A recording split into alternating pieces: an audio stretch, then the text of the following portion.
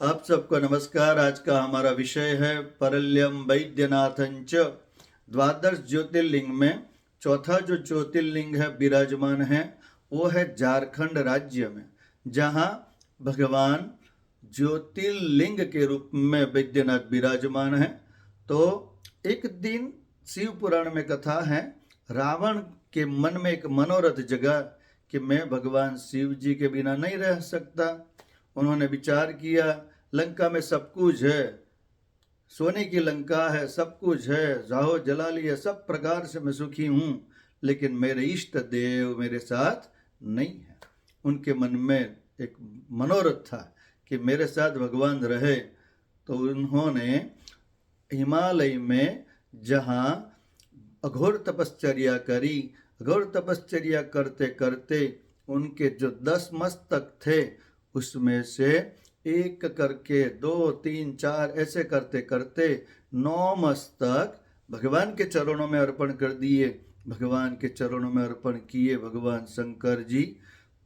जैसे ही 10वां मस्तक अर्पण करने जा रहा था, भगवान हाजिर हुए, भगवान आविर्भूत हुए और उनको बोला कि रावण, तुम्हारी इतनी भक्ति से मैं प्रसन्न हुआ हूँ, आपको क्या चाहिए, कौन सा वरदान चाहिए। रावण ने बोला कि प्रभु, आपकी कृपा से मेरे पास सब कुछ है, मेरे जीवन में कोई कमी नहीं है, लेकिन आप मेरे साथ लंका में विराजमान हो जाइए। ऐसी बात सुनकर भगवान ने कहा, मैं आने के लिए तैयार हूँ, लेकिन मेरी एक दूसरी शर्त है। दूसरी शर्त वो है कि जैसे ही तुम मेरे को लेके जाएगा, दूसरी जगह पे कहीं भी तुमने नीचे रखा जमीन पे, तो वहाँ ही मैं स्थिर हो जाऊंगा। रावण ने बोला, कोई बात नहीं, मैं आपको कोई रास्ते में नीचे छोड़ने वाला नहीं हूँ, ऐसे ही लेके आपको चले जाऊंगा लंका तक। ऐसे ही तो बलवान था, आप सब जानते हैं। भगवान उनके साथ चलने के लिए राजी हो गए। इधर देवों के मन में चिंता होने लगी कि भगवान शंकर रावण के साथ जा रहे हैं, वो अच्छी बात नहीं है।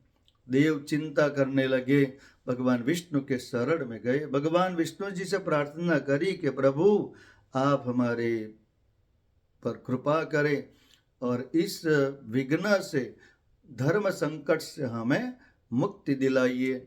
ऐसा करके वो भगवान विष्णु ने वरुण देव जी को आमंत्रण किया और आदेश दिया वरुण को कि आपको रावण के उदर में आपको बैठना है। और जैसे ही शिवलिंग लेकर निकले रावण, तो उस समय वरुण जी अंदर बैठे थे पेट में, उनको थोड़े ही चले होंगे तब ज़्यादा लघु शंका लगी तो उनको ऐसा लगा कि मैं शिवलिंग तो नीचे नहीं रख सकता। तो उतने में ही साक्षात भगवान विष्णु एक बैजू खेडूत के रूप में, कृषिवल के रूप में उनके सामने उपस्थित हुए।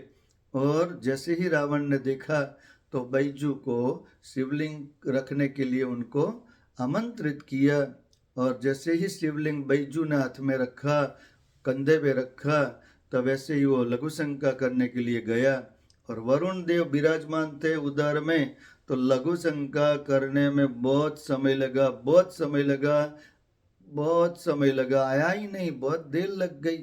और बैजू ने विचार किया, इतना बड़ा शिवलिंग में कितनी देर तक संभालूंगा। तो और बैजू ने भगवान शिव जी की स्थापना कर दी, जहाँ विराजमान थे। वो आया नहीं रावण, और भगवान की स्थापना वहाँ कर दी। तब से वो शिवलिंग वहाँ विराजमान है, क्योंकि वो रावण आया नहीं। रावण आया होगा तब तक तो शिवलिंग की स्थापना जमीन में कर दी। तो उसका, रावण का मन का जो मनोरथ था वो अपूर्ण रहा, और भगवान विष्णु ने लीला करी। और आज जो हम सुन रहे हैं ये कथा, जैसे हम दर्शन भी करेंगे, किसी ने कर भी लिया होगा, तो ऐसे हमारे परल्यम वैद्यनाथ महादेव जी की कथा ऐसी है कि रावण के कारण भगवान शंकर वहाँ विराजमान हुए। रावण ने मन में जिद पकड़ी थी, लेकिन भगवान के सामने किसी का कुछ नहीं चलता। भगवान बहुत दयालु है, बहुत कृपालु है। तो ये चतुर्थ शिवलिंग के रूप में वैद्यनाथ की कथा हम आपको शिव जी को अर्पण करते हैं और आपको सुनाते हैं, और आपको भी अच्छा लगा हो। ये अच्छी सब नॉलेज है, हम सनातन धर्मी लोग हैं, हमें ये सब नॉलेज होना चाहिए। द्वादश ज्योतिर्लिंग का नॉलेज होना चाहिए। एक एक ज्योतिर्लिंग की कथा हम आपको बताएंगे।